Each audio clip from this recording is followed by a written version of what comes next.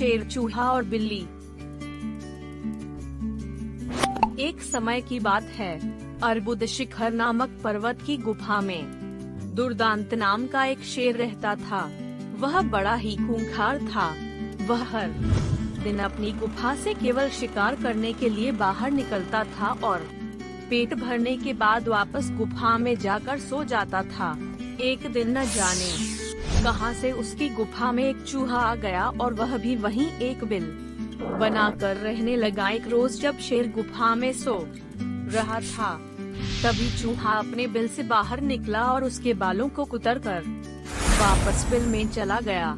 शेर की जब नींद खुली तो उसने देखा कि उसके बाल कुतरे हुए थे।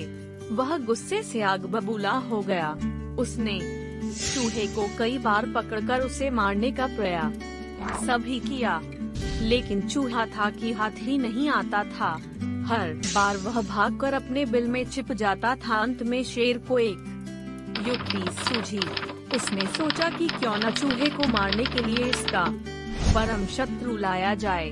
वह जंगल गया और बहला फुसलाकर एक बिल्ली को अपनी गुफा में लेकर आया।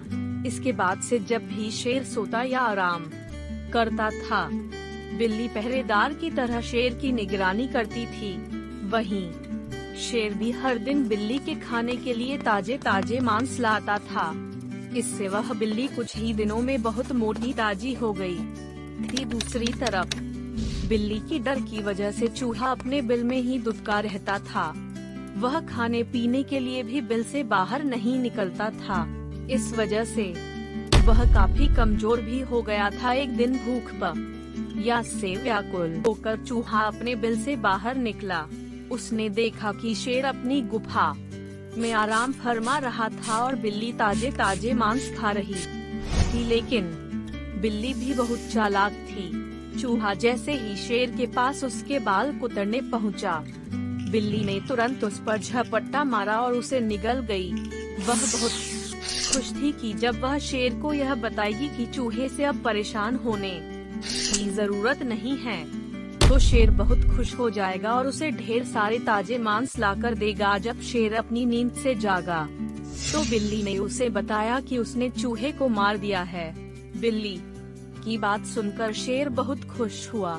अब उसकी परेशानी दूर हो गई थी, इसलिए वह बिल्ली अब उसके किसी काम की नहीं थी।